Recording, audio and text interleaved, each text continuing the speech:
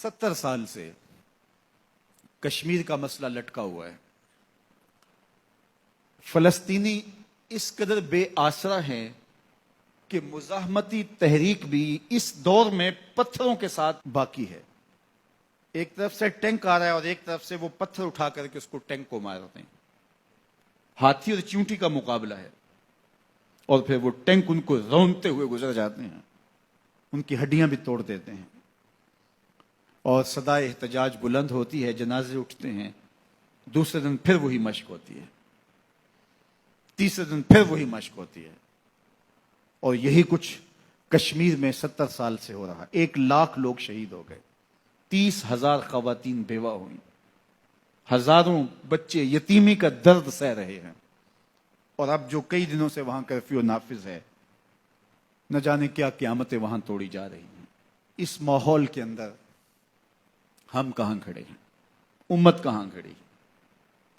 अरब कहां खड़े हैं? अजम कहां खड़ा है? हम तो ये खबरें पढ़ रहे हैं कि एक तरफ कश्मीर में बच्चों को ज़बह किया जा रहा है, औरतों की इस्मतें लूटी जा रही हैं, नौजवानों को जिंदानों में डाला जा रहा है और बूढ़े सिसक सिसक के मर रहे हैं। खुराक की कमी है, अस्पतालों के दरवाजे बंद हैं, दवाएं दस्तयाब नहीं हैं। और इन हालात के अंदर अरब उनसे तजारती मुआहदे कर रहे हैं, उनको अवार्ड से नवाज रहे हैं। तुम्हें तो हुक्म दिया था उन मजबूरों को निकालो, उन जालिम बस्तियों से उनकी मदद को पहुंचो। तुम्हें सारा माल लगा के खुद कंगाल भी हो जाना पड़े तो तुम इससे गुरेज न करो, लेकिन तुमने क्या किया उनके लिए? और फिर पाकिस्तान की बात आए तो मुझे माफ कीजिएगा, हम भी सलामती कौंसिल की तरफ देखते हैं और एक इजलास हमारी तस्कीन के लिए काफी हो जाता है कि सलामती कौंसिल ने इतने अरसे के बाद एक इजलास बुला लिया। क्या हुआ उस इजलास में? क्या रिश्ते हुए जख्म, उन जख्मों से बहता हुआ खून बंद हो गया? क्या जालिम के हाथ से शमशीर छीन ली गई? क्या वो बंदूक जो जवान का कलेजा चीर देती है, उसको जालिम के हाथों से छीन लिया गया उस करारदाद के जरिए से? क्या फायदा हुआ हमें उस करारदाद से? एक जानब हमारे बड़ों ने यह कहा कि कश्मीर पाकिस्तान की शारग है। क्या हमारे बुजुर्गों ने यह शायरी की थी, या जज्बाती जुमला था, या मंतकी दलील के साथ उन्होंने कहा था कि कश्मीर पाकिस्तान की शारग है? आपका पांव कट जाए तो आप जिंदा रह सकते हैं, आपका हाथ कट जाए तो आप जिंदा रह सकते हैं, पूरी टांग भी काट दी जाए तो आप जिंदा रह सकते हैं, लेकिन आपकी शारग काट दी जाए तो आप जिंदा नहीं रह सकते। अगर कश्मीर हमारी शारग हयात है तो फिर अगर वो काट दी जाती है तो क्या हम जिंदगी बरकरार रख सकते हैं? अगर फिर भी हमारी जिंदगी बरकरार रह सकती है तो फिर हमारी वो शारग कैसे हुई? हमारे बड़ों ने, हमारे बुजुर्गों ने जो उसको शारग हयात कहा था कि सारे मनाबे पानियों के और मसादर पानियों के वहां से फूटते हैं। पाकिस्तान एक जरी मुल्क है और पाकिस्तान की ज़राअत का इन्हिसार कश्मीर से आने वाले पानी पर है, और अगर वो शारग काट दी जाए तो हम एक खुश्क सहरा की सूरत बन जाएंगे। उन्होंने मंतक के साथ, दलील के साथ बात की थी। और किसी की शारग पे हाथ डाल दिया जाए और वो तड़पे ना, तो फिर यही समझना होगा कि जिस्म पहले ही मुर्दा हो चुका था, अब शारग को पकड़ा है तो जिस्म तड़प नहीं रहा। वरना अगर शारग को पकड़ा जाए तो जिस्म को तड़पना चाहिए, जिस्म को बेचैन और बेकरार हो जाना चाहिए। आज अगर हम सलामती कौंसिल की एक करारदाद पर या उनके इजलास पर मुतमईन हैं तो हम अहमकों की जन्नत में रह रहे हैं। हमें नहीं समझ कि हम कहां खड़े हैं। कभी भीख से आजादियां नहीं मिला करती। आज हमने एक जुमला पकड़ा हुआ है, जंग किसी मसले का हल नहीं है। आज बड़े बड़े दानश्वर मुख्तलिफ चैनल्स के ऊपर बैठ करके ये फलसफा झाड़ते दिखाई देते, जंग किसी मसले का हल नहीं है। मैं मानता हूं जंग मसले का हल नहीं है, लेकिन वो मसला आपका किसी अपने से हो, जो दलील समझता हो, जो मंतक समझता हो, जो माकूलियत से बात करने का عادی ہو اس سے تو آپ دلیل سے بات کریں گے، لیکن پھنکارتے ہوئے اژدہے اور آگ برساتے ہوئے درندے اور چیر پھاڑ کرنے والے درندے آپ کی کسی منطق اور کسی دلیل کو نہیں سمجھیں گے.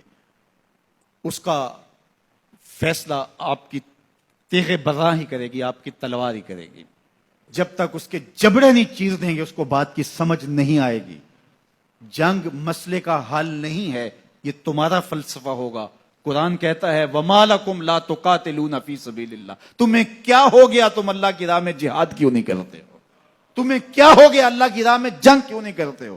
جب تمہارے اوپر وہ ظلم اور جبر کیا جا رہا ہے، تمہاری شارغ حیات پکڑی ہوئی ہے، تو تم اب بھی منطق اور دلیل سے اس ظالم کے خونی اور آہنی پنجوں سے اپنی شارغ کو چھڑانا چاہتے ہو. وہ ظالم کبھی بھی نہیں چھوڑے گا، اس کے ہاتھ کاٹنے پڑیں گے. یہ بھیک نہیں آزادی ہے، ملتی ہے بلا مانگے سے کہیں. تاثیر دکھا تقریر نہ کر، ایک ہی بات ہے، یا زور سے آ کشمیر چھڑا یا آرزوئے کشمیر نہ کر. ہم ایک گھسا پٹا جملہ جب سے ہوش سنبھالی یہ سن رہے ہیں، ہم کشمیر کے ساتھ کھڑے، ہم کشمیر کے ساتھ کھڑے ہیں. تو کیا فائدہ ہوا تمہارا کھڑے ہونے کا؟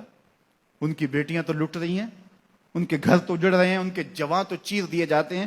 وہ 70 سال سے لڑ رہے ہیں اور ہم ان کے ساتھ کھڑے ہیں. اب وہ وقت آ گیا ہے کہ ہمیں کشمیر کی مدد کے لیے عملاً کھڑا ہونا پڑے گا. عملاً کھڑا ہونا پڑے گا، زبانی کلامی نہیں ہے، لفظوں سے نہیں ہے.